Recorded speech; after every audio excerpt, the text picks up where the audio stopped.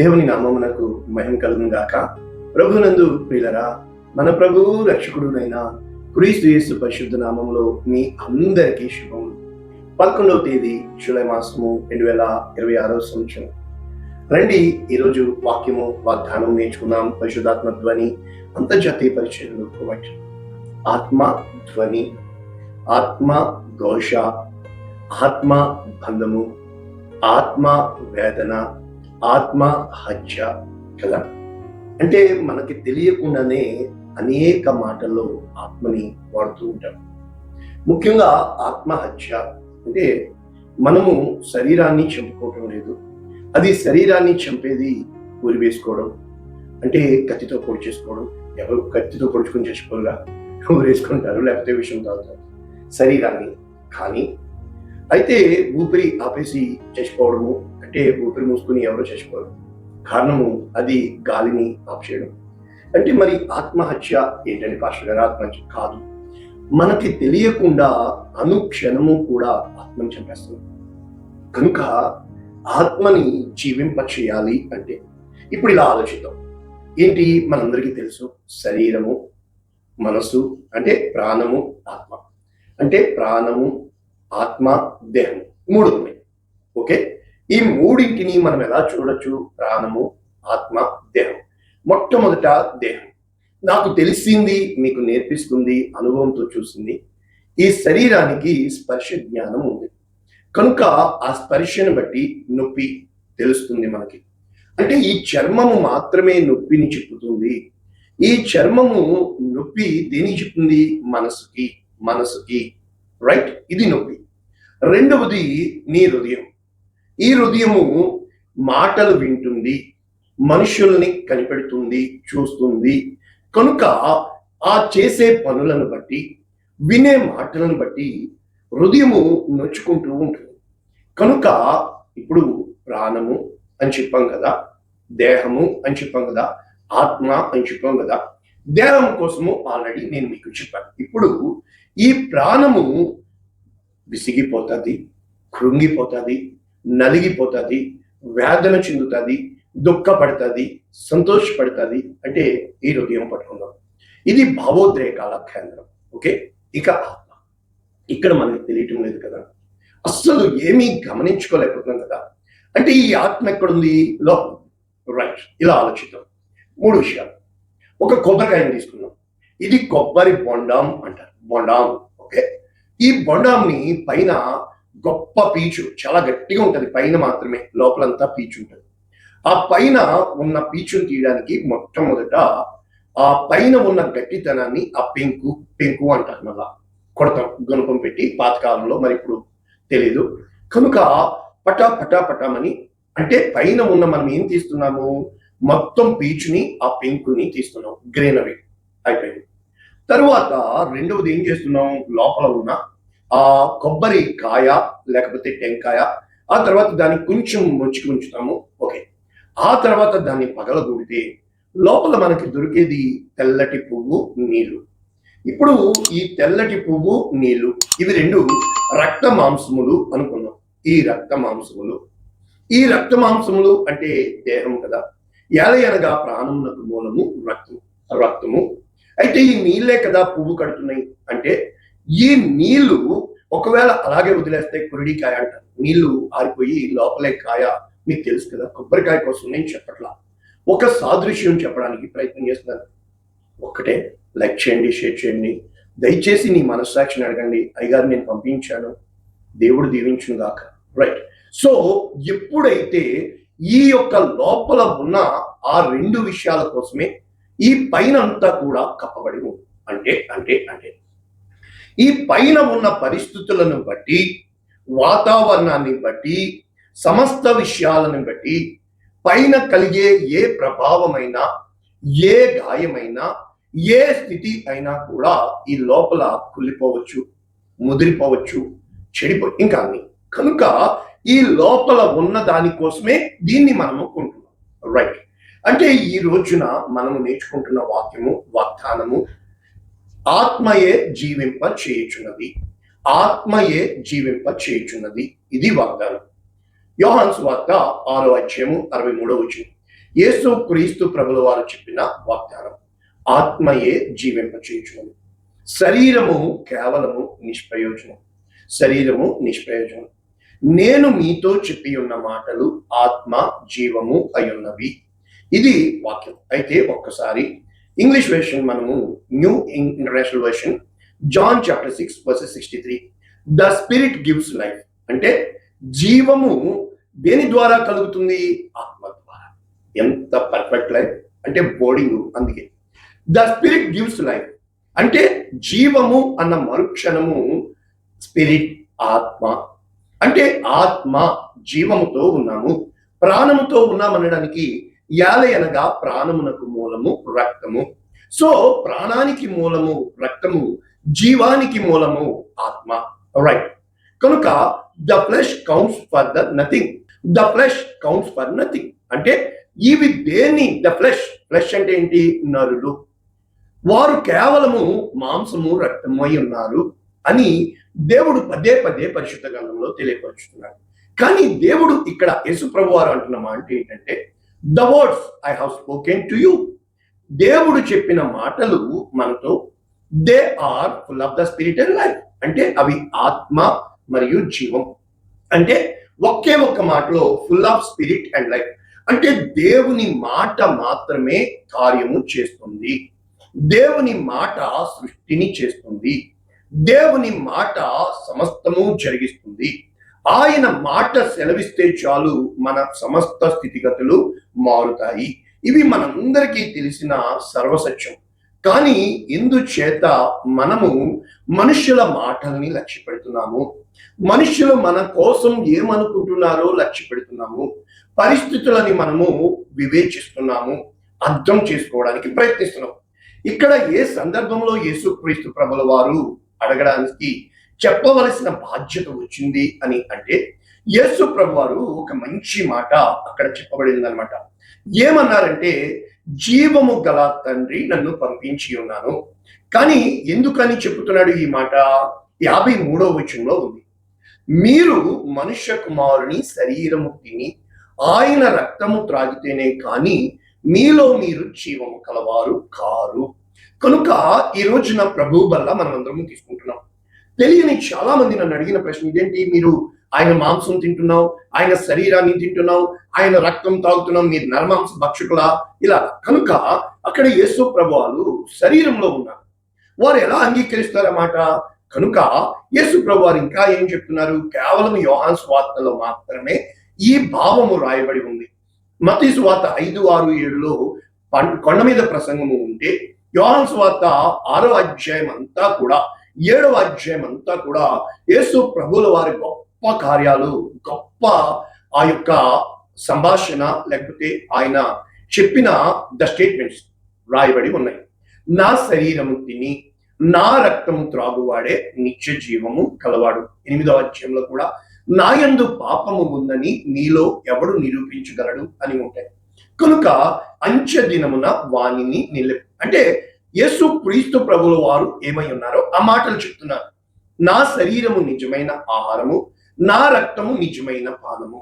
కనుక నా శరీరము తిని నా రక్తము త్రాగువాడు నా యందు, నేను వాని యందు నిలిచి ఉన్నాను. చూసారా ఎన్ని ఆయన సత్యము ఆత్మ మాటలు చెప్తున్నారు.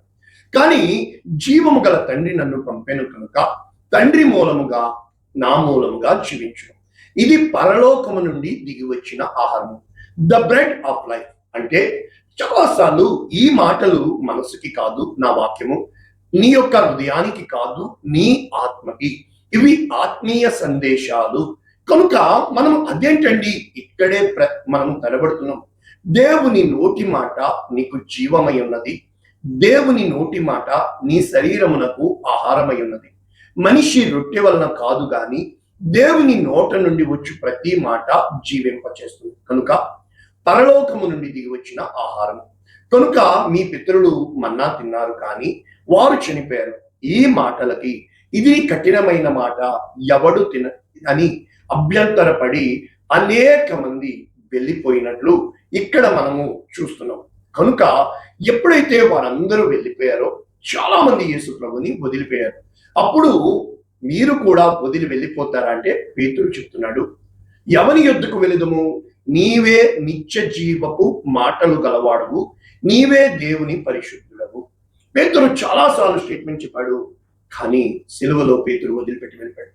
అంటే ఇక్కడ మన సారాంశము ఏమిటి అంటే, దేవుడు యేసుప్రభువు నేనే మార్గము, నేనే సత్యము, నేనే జీవము. ఇప్పుడు ఈ స్టేట్మెంట్స్ అన్ని మనకి ఎలా అనిపిస్తుందంటే, మళ్ళా మనందరికీ కథ అంతా తెలుసు. ఎలాగా? దేవుడైన యెహోవా మంటిని తీసుకుని చేతి పనితో నీ దేహాన్ని, నా దేహాన్ని ఆయన పోలికలో తయారు చేశాడు. ఇది స్పష్టంగా మనందరికీ తెలిసింది. ఇది మట్టితో చేసిన చేతి పని. కానీ ఆయన తన ఊపిరిని మనలో ఉంచాడు. ఇది ప్రాణం. కనుక ఈ మట్టి అయిన దేహానికి ఈ ఊపిరి తోడై ఉంది కనుక ఈ యొక్క దేహములో ఒకటి ఊపిరి, రెండు మన్నైన దేహము, ఇవి రెండు కలిపి ప్రాణి, జీవించే ప్రాణి. రైట్. మరి ఆత్మ ఎక్కడి నుంచి వచ్చింది? ఇది మన కాంటెక్స్ట్. ఈ ఊపిరి ఉన్నంత వరకే ఈ దేహం ఉంటుంది. ఇది కరెక్ట్. మరి రక్త మాంసములు ఎక్కడి నుంచి వచ్చినాయి? రక్తము ఏలయనగా ప్రాణమునకు మూలము రక్తం. అక్కడ ఆది కాండము 3వ అధ్యాయం వరకు కూడా రక్తము కోసము రాయబడ్డ. కనుక మనము ఆది కాండము 9వ అధ్యాయం మనం చూసినప్పుడు రక్తముతో కూడినది తినకూడదు, ఏలయనగా ప్రాణమునకు మూలము రక్తము కనుక రక్తము విషయము నేను లెక్క అడుగుతాను. రక్తము చిందించిన వానికి రక్తము చిందించబడను. కనుక ఇక్కడ వచ్చినాయి మనకి ఫ్లెష్ అండ్ బ్లడ్, రక్తము మాంసము. రైట్. ఇప్పుడు ఆత్మ సందేశము మనం నేర్చుకుంటున్నాం. ఆత్మ అంటే అది దేవుడు పెట్టిన దీపము లోపల ఉంది. కనుక ఇక్కడ మనము ఎలాగా మన ఆదాము దగ్గరికి వెళ్ళాలి. ఎలాగ ఆత్మ జీవింప చేయుచున్నది? రైట్. ఇప్పుడు మనము సృష్టిని చూద్దాం. ఏ విధంగా చూద్దాం? మరి కొంచెం చెప్పండి. లైక్ చేయండి, షేర్ చేయండి. ఇది యూట్యూబ్ ప్లాట్ఫామ్. అది ఏ వాక్యం చెప్పానన్నది దానికి అనవసరం. కోర్టులో 2 కావాలి. ఒకటి ఎవిడెన్స్, 2 మోటివ్స్. ఎవిడెన్స్ అంటే సాక్ష్యాలు, మోటివ్స్ అంటే చేసిన కారణం. ఇవి 2 రుజువు చేయాలి ఇతను నేరస్తుడని. ఒక లాయర్ అంటాడు, నాకు నచ్చింది అన్నమాట, నాకు నీ మీద ఏమీ పగలేదు, కానీ నా పని నేను చేసుకుపోతున్నాను, సాక్ష్యము ఆధారము ఇది నువ్వు చేసావా లేదా అని నిరూపించడం వరకే నా పని. ఆ తర్వాత నీకు శిక్ష పడేది విడిచిపెట్టేది జడ్జి పని. ఎందుకు చెప్తున్నానంటే, ఈ వాక్యం వింటున్న మీరు ఖచ్చితంగా మనము పరిశుద్ధ తండ్రి అనుభవంలో ఉన్నాం. అదే ఆత్మ అంటే తీర్పు తీర్చువాడు. ఆయన మనకి జీవాన్ని ఇచ్చాడు. ఎలా ప్రారంభించబడింది? మొట్టమొదట ఈ భూమి శూన్యముగా దేవుని ముందుకు వచ్చింది. ఎలా వచ్చింది శూన్యముగా? అంటే రూపము లేనిదిగా, జలములతో చీకటితో శూన్యముగా వచ్చింది. ఇప్పుడు దేవుడు క్రమపరిచాడు తన నోటి మాట ద్వారా. చూసారా? అంటే దేవుని నోటి మాట ఈక్వల్ టు ఆత్మ జీవము అయ్యున్నాయి. చూసారా? అంటే ఆయన మాటలు ఆత్మయు జీవము. కనుక ఈయన మాటతో ఎప్పుడైతే పలికాడో చీకటిలోకి జీవం వచ్చింది, వెలుగు కలిగింది. ఇక మీకు అర్థమైంది. సో భూమిని తయారు చేశాడు. ఈ భూమిలో నుండి జీవాన్ని తీశాడు, జలములలో నుండి జీవాన్ని తీశాడు, ఆ యొక్క గాలిలోంచి పక్షులు జీవాన్ని తీశాడు. అంటే ఆయన నోటి మాట ఆత్మ, జీవము తీస్తున్నాడు. కనుక ఇప్పుడు మనిషిని చేసి, చూసారా ఎంత అద్భుతమైన వాక్యము. షేర్ చేయండి, లైక్ చేయండి, స్టేటస్లు పెట్టండి. దేవుడు మిమ్మల్ని దీవించుగాక. అదేంటండి పాస్టర్ గారు? అది మీ ఇష్టం.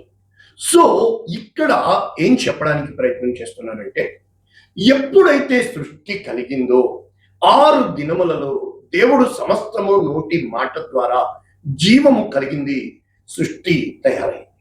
ఇప్పుడు 6వ దినమున దేవుడు మట్టిని అనగా ఆ భూమిలోంచి, అంటే ఈ మొత్తము భూమి రూపము లేనిది, చీకటితో నిండింది, జలములతో నిండింది, రూపాన్ని తయారు చేశాడండి మట్టితోటి. ఆ మట్టిలోకి ఆయన తన ఊపిరిని ఊదాడండి. అనగా తన ఊపిరితో ఈ దేహాన్ని, ప్రాణ దేహ అంతే 2. సో ఇప్పుడు ఆత్మ ఏమై ఉంది? ఆయన నోటితో పలికాడు. మీరు ఫలించి అభివృద్ధి చెంది విస్తరించి భూమిని నింపి ఈ భూమిని లోపరచాలా. ఇది ఆత్మ నియమం. అంటే దేవుని కోసం ఫలించాలా, దేవుని మాటకు ఈ భూమిని లోపరచాలా, దేవుని కొరకు విస్తరించాలా, దేవుని కొరకు భూమిని నింపాలా. ఇప్పుడు దుష్టుడు వచ్చాడు. మాట చెప్పండి, మాట ఇది నిజమా అంటే ఆత్మ. అంటే ఇప్పుడు దురాత్మ ఎందులో దూరింది? పాములో, సర్పంలో. లైక్ చేయండి అమ్మా, షేర్ చేయండి అమ్మా, సబ్స్క్రైబ్ చేయండి అమ్మా, పక్క వాళ్ళని అడగండి అమ్మా. రైట్. ఎప్పుడైతే దురాత్మ దూరిందో సర్పము కాదు మాట్లాడుతుంది, మాట ఆత్మ. సో నీ మాట ఏమైంది? ఆత్మ, జీవం. సో నీ మాటలో ఏముంది? జీవం. That's it. ఎప్పుడైతే మాటలో జీవం ఉందో ఈ యొక్క జీవమై ఉన్న ఆత్మ దేవుని మాటని కొట్టివేసింది కనుక పాపము లోకంలోకి వచ్చింది. దేవుని ఆత్మ లోపలికి వెళ్ళిపోయింది. దుష్టుని ఆత్మ లోకంలోనికి ప్రవేశించింది. భయము, బెదురు, సిగ్గు, బిడియము, దాగుకొనుట, కప్పుకొనుట, ఫాలెన్ నేచర్. అంటే మాట చెడిపోయింది, ప్రవర్తన చెడిపోయింది, మనిషే చెడిపోయింది, సృష్టి నాశనమైంది. ఇప్పుడు దేవుడు వచ్చాడు. ఏం జరిగింది ఆయనకి తెలీదా? తెలుసు. ఒప్పుకుంటారేమో అని ఎదురు చూశాడు. ఆయన మాట గెలవలా. ఒక్కటే బ్లేమ్ షిఫ్ట్ అంటారు. అంటే అదమా ఎందుకు చేసావు? నేను చేయలా, ఈ స్త్రీ చేసింది. అలా నీవు నాతో ఉండడానికి ఇచ్చిన ఈ స్త్రీ తప్పు చేసింది, నేను కాదు. అవ్వమా నువ్వెందుకు చేసావు? నేను మోసపోయాను, ఈ సర్పం. అంటే బ్లేమ్ షిఫ్ట్. మనము చేసింది మనము ఒప్పుకుంటే పోలా, లేదు నేను చేయలా, ఎదుటోడు చేశాడు అని వెంటనే నేరము మోపే స్వభావమే ఫాలెన్ నేచర్. అంటే పాపము అంటే ఏది కాదు. నేను నేర్పిస్తున్న ఒక్కటే మాట నేను చూశాను. నువ్వు ఏమి చేసినా దేవునితో ఒప్పుకో, దేవునితో చెప్పు. దేవుని ఎదుట నీ సిగ్గుని దాచుకోకు. నీవు ఆయన ఎదుటికి రాకుండా చెట్ల వెనక్కి వెళ్ళమాక. నీవు దేవుని ముందు దేన్ని కూడా కప్పుకోమాక. దేవుని ముందు ఎవరి మీద కూడా నేరం మోపమాక. అప్పుడు మాత్రమే ఆయన మాట నీలో, చనిపోయిన మృతతుల్యుడైన నీలో జీవము కలుగుతుంది. ఆ నోటి మాటతో జీవము మృతతుల్యుడైన అబ్రాము నుంచి అబ్రాహాముగా మార్చి, ఇక ఆ యొక్క గర్భసంచి స్త్రీ ధర్మము ఆగిపోయిన శారాలోంచి యేసు క్రీస్తు ప్రభుల వారు అనగా అదేంటి యేసుడు? అవును మరి, చిరునవ్వు ఇస్సాకు అనగా అబ్రహాము కుమారుడైన యేసు క్రీస్తు, దావీదు కుమారుడైన మాట జీవము దాల్చి అనగా కన్య మరియలో మాట జీవము దాల్చి అనగా పరిశుద్ధాత్మ నిన్ను కమ్ముకొనును పుట్టబో. ఇంత వాక్యం అండి, ఇది వాక్యం అండి. కనుక నీవు దేవుని మాటకి లోబడినప్పుడు పరిస్థితులు తారుమారైపోతాయి. తక్కర్మా తార్మా, తక్కర్మా తార్మార్, అందరూ హీరోలు అయిపోతారు. నువ్వు కుమిలి కుమిలి కుమిలి ఏడుస్తావు, కానీ నీలో ఉన్న ఆత్మ, జీవింపచేసే ఆత్మ, జీవాన్ని ఇచ్చే ఆత్మ, మృత తుల్యమైన నీ దేహమును 60 కూడా 20లా దేవుడు నిన్ను చేసే ఆయన ఆత్మతో నింపే, ఎండిపోయిన ఎముకల్లో జీవం పెట్టే, గొప్ప సైన్యముగా తీసే, బ్రతుకును గాక, జీవము కలుగును గాక, సృష్టి యావత్తు సాగిలపడును గాక. పునరుద్ధాన ఆత్మ శక్తితో దేవుడు నిన్ను నింపాడు. శేషేణి లక్షణే. God bless you all. ప్రార్థన చేద్దాం. పరిశుద్ధుడా, ప్రేమ కలిగిన తండ్రి, విత్తబడిన ఈ వాక్యము అనేక మందికి ఆశీర్వాదంగా ప్రభువా, నీ చిత్తమైతే వీరికి మనస్సాక్షిని నిజంగా నా కష్టాలు అనుకున్నా, నా దేవుని చేతిలో నేనున్నాను, నా దేవుని నోటి మాటకు నేను విలువిస్తున్నాను, ఇంకా ప్రజలతో పోరాడిన నా అంతరంగంలో దేవుని హెచ్చించిన అటువంటి కృపతో యేసు నామమున దీవిస్తున్నాము తండ్రి. Amen. God bless you all. దేవుడి మంది ఇచ్చుగాక. ఆమేన్.